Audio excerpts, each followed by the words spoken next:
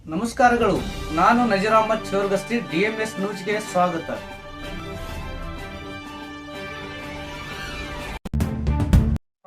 ಗುರು ಸಾಕ್ಷಾತ್ ಪರಬ್ರಹ್ಮ ತಸ್ಮೈ ಶ್ರೀ ಗುರುವೇ ನಮಃ. ಇಂದು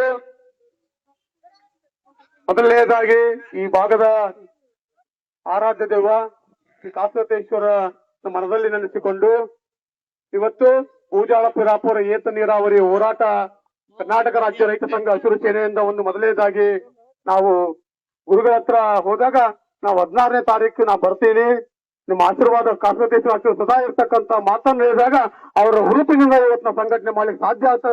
ಅವ್ರ ಆಶೀರ್ವಾದದ ಮೂಲಕ ಇವತ್ತು ನಾವು ಯಶಸ್ವಿಯಾಗಿ ಕಾರ್ಯಕ್ರಮ ಮಾಡ್ಲಿಕ್ಕೆ ಅಂತಕ್ಕಂಥದ್ದನ್ನ ಹೇಳ್ಬೇಕಾದ ತಪ್ಪಾಲಕ್ಕಿಲ್ಲ. ಇವತ್ತು ಪೂಜಾಳ ಪಿರಾಪುರ ಏತ ನೀರಾವರಿಯ ತಾಳಿಕೋಟೆ ತಾಲೂಕಿನ 38 ಹಳ್ಳಿ ಮತ್ತು ಸುರಪುರ ಹುಣಸಿ ತಾಲೂಕಿನ 33 ಹಳ್ಳಿಗಳ ಈ ಯೋಜನೆಯನ್ನ ಕುಂಠಿತಗೊಂಡಿರ್ತಕ್ಕಂಥ ನಿಮಿತ್ತ ನಾವು ಈ ಹೋರಾಟವನ್ನು 16ನೇ ತಾರೀಕು ಹಮ್ಮಿಕೊಂಡಿದ್ದು ಅವರ ಆಶೀರ್ವಾದದ ಮೂಲಕ ಇವತ್ತು ದಿನಾಂಕವನ್ನ ನಿಗದಿ ಮಾಡಿದ್ದೆವು. ಅದಕ್ಕೆ ಇವತ್ತು ಶ್ರೀಗಳು ನಮ್ಮ ಹೋರಾಟಕ್ಕೆ ಬೆಂಬಲ ಕೊಟ್ಟು ಆಶೀರ್ವಾದ ಮಾಡುವುದರ ಮೂಲಕ ಈ ಕಾರ್ಯಕ್ರಮ ಚಾಲನೆ ಕೊಡ್ತಾ ಇದ್ದಾರೆ ಮತ್ತು ಎಲ್ಲರ ಈ ಭಾಗದ ರೈತರನ್ನು ಉದ್ದೇಶಿಸಿ ಶ್ರೀಗಳ ಆಶೀರ್ವಾದ ನೀಡ್ತಾ ಇದ್ದಾರೆ ಅಂತ ಹೇಳ್ಬೇಕು. ಸ್ಮರಿಸಿ ಈ ವರ್ಷಿನ ಇದು ಹೋರಾಟ ಏನಿದೆ, ಇದು ಜಾತಿ ಮತ ಪಂಥ ಧರ್ಮ ಎಲ್ಲವನ್ನ ಮೀರಿ ಮನುಷ್ಯನ ಕುಲಕ್ಕೆ ಸೀಮಿತವಾಗಿರೋ ಹೋರಾಟ. ನಾವ್ ಹೋದಲ್ಲೆಲ್ಲ ಅದನ್ನೇ ಹೇಳ್ತಿರ್ತೀನಿ, ನೀವು ಒಬ್ರು ಸ್ವಾಮಿ ಇಲ್ಲ ಅಂದ್ರೂ ಮಠ ನಡಿತೈತಿ. ಲಕ್ಷ ಕೊಟ್ಟು ನೆನಪಿಟ್ಕೋರಿ, ಒಬ್ರು ಸ್ವಾಮಿ ಇಲ್ಲ ಅಂದ್ರೂ ಮಠ ನಡಿತೈತಿ, ಒಬ್ರು ಶಾಸಕರಿಲ್ಲ ಅಂದ್ರೂ ತಾಲೂಕ್ ನಡಿತೈತಿ, ಒಬ್ರು MP ಇಲ್ಲ ಅಂದ್ರೆ ಜಿಲ್ಲಾ ನಡಿತೈತಿ, CM ಇರ್ಲಿಕ್ಕಂದ್ರೂ ರಾಜ್ಯ ಹೆಂಗೋ ನಡೆದಿತ್ತು, PM ಇರ್ಲಿಲ್ಲ ಅಂದ್ರೂ ದೇಶರ ಹೆಂಗ್ ನಡಿತೈತಿ, ರೈತ ಇಲ್ಲ ಅಂದ್ರೆ ಒಟ್ಟಿಗೆ ಮಣ ತಿನ್ಬೇಕಾಗ್ತದಂತ ಹೇಳ್ತಿದ್ದೆ. ಇಬ್ರಿಗೆ ನೀವ್ ಯಾರಿಗ್ ನಮಸ್ಕಾರ ಮಾಡ್ತಿರೋ, ಯಾರಿಗ್ ಗೌರವ ಕೊಡ್ತಿರೋ ಗೊತ್ತಿಲ್ಲ, ಈ ಇಬ್ರಿಗೆ ಯಾವಾಗ್ಲೂ ತಲೆ ಆಗೋದು ಫಿಕ್ಸ್ ಇರ್ಬೇಕು. ಒಂದು ಸೈನಿಕನಿಗೆ, ಒಂದು ರೈತನಿಗೆ, ಇವ್ರಿಗಿಬ್ರಿಗೂ ಬಹಳ ದೊಡ್ಡ ಕಿಮ್ಮತ್ ನಾವ್ ಯಾವಾಗ್ಲೂ ಕೊಡಬೇಕು. ಯಾಕಂದ್ರ ಇವತ್ ನಾವ್ ಮಾತಾಡಕ್ ನಮ್ಗ ಮೈಯಾಗ ಹರ್ಯಾಕತೈತಿ ರಕ್ತ, ಅದು ಶಕ್ತಿ ಯಾರ್ದು ಅಂದ್ರ ರೈತ ಬೆಳೆದ ಬೆವರ ಹನಿನೇ ನಮ್ ಮೈಯಾಗ ಇವತ್ತು ಅನ್ನ ಆಗಿ ಅದು ರಕ್ತ ಆಗಿ ನಮಗ್ ಇವತ್ತು ಮಾತಾಡಕ್ ಶಕ್ತಿ ಬಂದಿತ್ತಂದ್ರ ಅದಕ್ಕೆ ಕಾರಣ ಕಾಸ್ಕತ್ ಮುತ್ತೆ ಎಷ್ಟು ಕಾರಣನೋ ರೈತನು ಅಷ್ಟೇ ಕಾರಣ ಅನ್ನೋದು ನಮಗ್ ಆಮೇಲೆ ಒಂದು ವಿಶೇಷವಾದ ಏನು ಅಂದ್ರ ಇದು ಬಹಳ ಚಂದ, ಯಾವುದೇ ಪಂಥ, ಯಾವುದೇ ಧರ್ಮ, ಯಾವುದೇ ರಾಜಕೀಯ ಇಲ್ದೇನೆ ಈ ಕಾರ್ಯಕ್ರಮ. ನಾ ಇಲ್ಲಿ ತಕ ಯಾವ ಹೋರಾಟಕ್ಕೂ ಹೋಗಿಲ್ಲ. ಮೊದಲ ಹೋರಾಟ ಇದಕ್ಕೆ ಯಾಕೆ ಬಂದೆ ಅಂದ್ರೆ ರೈತರದ್ದು ಇಲ್ಲ ಅಂದ್ವಿ ಹೋರಾಟ ಅಂದ್ರ ಮತ್ ಆಗಿದ್ದು ವ್ಯರ್ಥಪ್ಪ ಅಂತ ತೆಲಾಕ್ ಬಂತು, ಅದಕ್ಕೆ ಬಂದಂಗ ಆಯ್ತು ನಾನು ಅಷ್ಟೇ.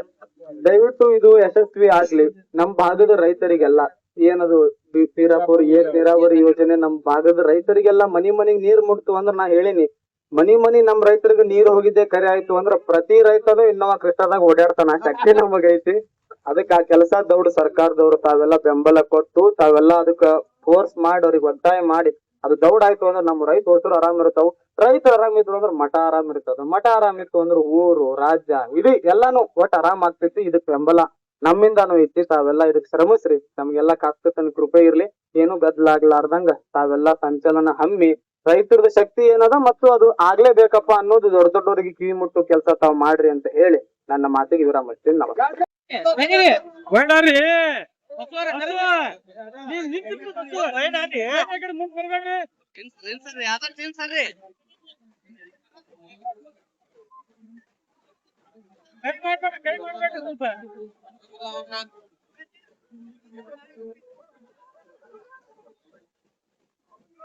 ರೈತ ಸಂಘಕ್ಕೆ ಎಲ್ಲರೂ ತಾವಲ್ ಮೇಲೆ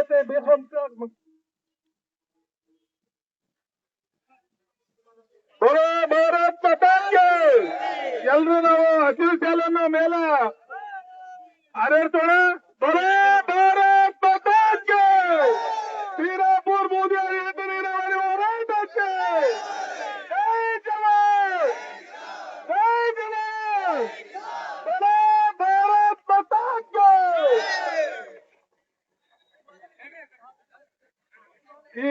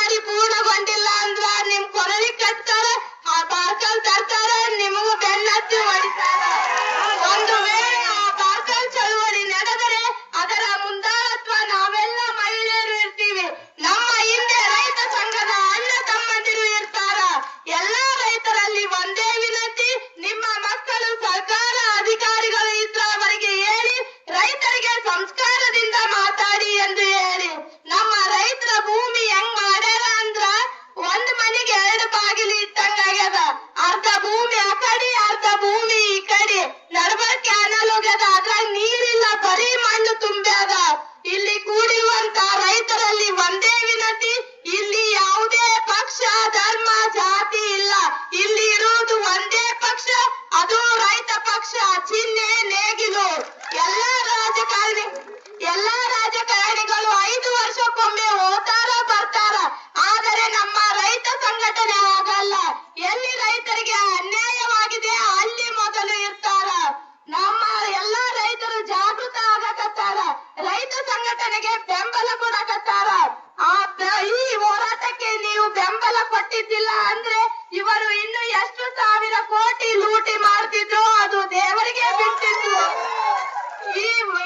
ಈ ಹೋರಾಟ ಮಲಗಿರೋ ಅಧಿಕಾರಿಗಳನ್ನು ಎಚ್ಚರ ಮಾಡಿ ನಮ್ಮ ತಾಳಿಕೋಟೆ ತಾಲೂಕಿನಲ್ಲಿ ಬಿರಾಪುರ ಮತ್ತು ಬೂದಿಯಾಳ ಯಥಾ ನೀರಾವರಿ ಕಾಮಗಾರಿ ಪೂರ್ಣಗೊಳಿಸಿ ಅಂತ ಎಚ್ಚರ ಮಾಡಿವಿ. ಇಲ್ಲ ಅಂದ್ರೆ ಈ ಹೋರಾಟ ಅವರಿಗೆ ನೆನಪಾಗ್ತಿದ್ದಿಲ್ಲ. ಒಬ್ಬ ರಾಜಕೀಯ ಇಲ್ಲದಿದ್ದರೂ ರಾಜ್ಯ ನಡೆಯಬಹುದು, ಒಬ್ಬ ಡಾಕ್ಟರ್ ಇಲ್ಲದಿದ್ದರೂ ಆರೋಗ್ಯವಂತರಾಗಿರಬಹುದು. ಆದರೆ ಒಬ್ಬ ರೈತ ಹೊಲದಲ್ಲಿ ದುಡಿಯದೆ ಹೋದರೆ ಇಡೀ ದೇಶವೇ ಮಣ್ಣು ತಿನ್ನಬೇಕಾಗುತ್ತದೆ. ರೈತ ದೇಶದ ಬೆನ್ನೆಲುಬು. ರೈತನಿಗೆ ನೋವಾದರೆ ಇಡೀ ಜಗತ್ತಿಗೆ ನೋವಾದಂತ ಭ್ರಷ್ಟ ಅಧಿಕಾರಿಗಳಿಗೆ ಈ ಹೋರಾಟ ಬೇಗನೆ ಪೂರ್ಣಗೊಳಿಸಿ. ಇಲ್ಲ ಅಂದರೆ ಇದೇ ಜಾಗದಲ್ಲಿ ಮುಂದೆ ದೊಡ್ಡ ಹೋರಾಟ ನಡೆಯುತ್ತದೆ. ಆ ಹೋರಾಟಕ್ಕೆ ನಮ್ಮ ರಾಜ್ಯಾಧ್ಯಕ್ಷರು ಬರ್ತಾರೆ. ಇವತ್ತು ಅವರು ಬಂದಿಲ್ಲ. ಹುಬ್ಬಳ್ಳಿಯಲ್ಲಿ 2ನೇ ಬೃಹತ್ ಸಮಾವೇಶ ಇರುವುದರಿಂದ ಅವರು ಅಲ್ಲೇ ಇದ್ದಾರೆ. ಇಲ್ಲಿ ಅರ್ಧ ಸಂಘಟನೆ ಮಾತ್ರ ಇಲ್ಲಿದೆ, ಅರ್ಧ ಸಂಘಟನೆ ಹುಬ್ಬಳ್ಳಿಯಲ್ಲಿ ಸಜ್ಜಾಗಿದೆ.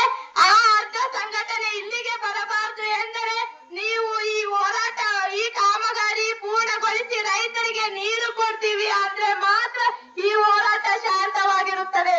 ಇಲ್ಲ ಅಂದ್ರೆ ಈ ಹೋರಾಟದಲ್ಲಿ ಏನಾದರೂ ಏರುಪೇರು ಆದರೆ ಈ ಹೋರಾಟಕ್ಕೆ ರಾಜಕೀಯರು ಮತ್ತು ಅಧಿಕಾರಿಗಳು ಕಾರಣರಾಗುತ್ತಾರೆ ಎಂದು ಹೇಳುತ್ತಾ ನನ್ನ ಭಾಗದಲ್ಲಿ ಏನಾದರೂ ತಪ್ಪಿದ್ದರೆ ರೈತರು ಕ್ಷಮಿಸಿ ಎಂದು ಹೇಳುತ್ತಾ ನನ್ನ ಭಾಷಣಕ್ಕೆ ವಿರಾಮ ಹೇಳುತ್ತೇನೆ. ಈ ಹೋರಾಟಕ್ಕೆ ನಮ್ಮೆಲ್ಲ ಪತ್ರಕರ್ತ ಮಿತ್ರರಿಗೆ, ಎಲ್ಲ ಊರಿನಿಂದ ಬಂದ ಹಿರಿಯರಿಗೆ ಮತ್ತು ನಮ್ಮೆಲ್ಲ ಸಂರಕ್ಷಣೆ ಮಾಡತಕ್ಕಂತ ದಕ್ಷ ಪೊಲೀಸ್ ಅಧಿಕಾರಿಗಳಿಗೆ ಮತ್ತೊಮ್ಮೆ ನಮಸ್ಕಾರಗಳನ್ನು ಹೇಳ್ತಾ ಇದ್ದೇನೆ. ಇವತ್ತು ನಾನು ಒಂದೇ ಎಚ್ಚರಿಕೆ ಹೇಳ್ತಾ ಇದ್ದೇನೆ ಬಂಧುಗಳೇ, ಪೂರ ಏತು ನೀರಾವರಿ ಅಂತಕ್ಕಂಥ ಕನಸಿನ ಕೂಸು ಇವತ್ತು ಅನಾಥ ಆಗಿದೆ ಅಂತಕ್ಕಂಥದ್ದು ಈ ಜಿಲ್ಲೆಯ ಉಸ್ತುವಾರಿ ಸಚಿವರು ತಿಳ್ಕೋಬೇಕು. ಮಾತಾಡ್ಬಾರ್ದು ಯಾರು 950 ಕೋಟಿ ಯಾವುದೇ ರೈತರಿಗೆ ಪೈಪ್ಲೈನ್ ಆಗಿಲ್ಲ, ಎತ್ತಿಗಳ ಕುಂದಿಸಿಲ್ಲ ಅಂತಕ್ಕಂಥದ್ದು ನೀರಾವರಿ ಇಲಾಖೆಯನ್ನು ಆರೋಪ ಮಾಡ್ತಾ ಇದ್ದೇವೆ. ಬಂಧುಗಳೇ, ಇವತ್ತ ನೀವೆಲ್ಲರೂ ತಿಳ್ಕೋಬೇಕು.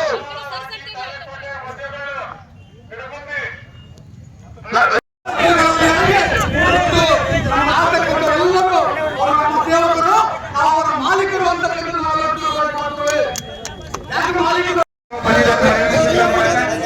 ನಾವೊಂದು ಸರ್ಕಾರಕ್ಕೂ ಹಾಗೂ ಎಲ್ಲ ಅಧಿಕಾರಿಗಳು ಒಂದು ಹೇಳಕ್ಕೆ ಇಷ್ಟಪಟ್ಟಿದ್ದೀವಿ. ಈಗಾಗಲೇ ಸರ್ಕಾರದವರು ಒಂದೇ ಹಂತದಲ್ಲಿ 800 ಕೋಟಿ ರೂಪಾಯಿ ಅಂದಾಜು, 2ನೇ ಹಂತದಲ್ಲಿ 796 ಕೋಟಿ ರೂಪಾಯಿ ಖರ್ಚು ಮಾಡಿದ್ದಾರೆ. ಈ 130ರಿಂದ 140 ಕೋಟಿ ರೂಪಾಯಿ ಅದು 50,000 ಎಕರೆ ನೀರಾವರಿ ಆಗ್ತದೆ. ಇಲ್ಲಿಕಂದ್ರೆ 16,000 ಕೋಟಿ ರೂಪಾಯಿ ಬೆಳೆ ಹೊಂದ್ಕೊಳ್ಳಿ ಹೇಳಕ್ಕೆ ಇಷ್ಟಪಡ್ತೀನಿ ಬಂಧುಗಳೇ. ಯಾಕಂದ್ರೆ ಇಷ್ಟ 16,000 ಕೋಟಿ ರೂಪಾಯಿ ಖರ್ಚು ಮಾಡಿದ್ರು ಕೂಡ ರೈತರಿಗೆ ನೀರು ತಲುಪ್ತಾ ಇಲ್ಲ. ಆ ನಿಟ್ಟಿನಲ್ಲಿ ಈಗಾಗಲೇ ಅಧ್ಯಕ್ಷ ಹೇಳಿದ್ರು, ಯಾಕಂದ್ರೆ FIT ಮಾಡುವಂತ ಕೆಲಸ ಪೈಪ್ಲೈನ್ ಮುಖಾಂತರ ಆದ ಮತ್ತೆ ರೈತರು ಕೆಲ ಹಚ್ಚಿ ತಾವು ಎಲ್ಲ ಹಾಳು ಮಾಡುವಂತ ಕೆಲಸ ಮಾಡ್ತೀರಿ. ಅದು ಯಾವುದೇ ಪರಿಸ್ಥಿತಿಯಾಗಿ ಓಪನ್ FIT ಆಗ್ಬೇಕಂತ ನಿಮ್ಮ ಮನವಿ ಕೂಡ ಮಾಡ್ತಾ ಇದ್ದೇನೆ. ಈ ನಿಟ್ಟಿನಲ್ಲಿ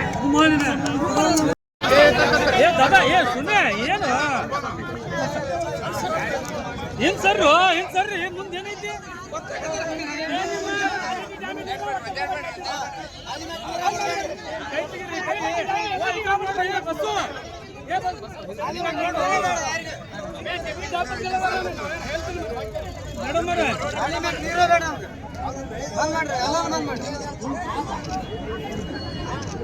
ವಿಜಯಪುರ ಜಿಲ್ಲೆಯ ತಾಳಿಕೋಟೆ ಶ್ರೀ ಗ್ರಾಮ ದೇವತೆ ದ್ಯಾಮವ್ವನ ಜಾತ್ರೆ ವೈಭವದಿಂದ ಜರುಗಿತು.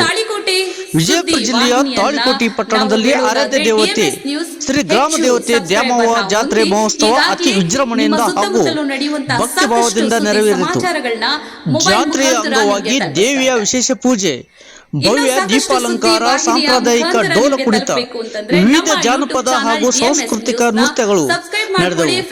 ಈ ವೈವಿಧ್ಯಮಯ ಕಾರ್ಯಕ್ರಮಗಳು ಭಕ್ತಿಯ ಮನಸೆಳೆದು ಜಾತ್ರೆಯ ಸಂಭ್ರಮವನ್ನು ಇನ್ನಷ್ಟು ಹೆಚ್ಚಿಸಿವೆ.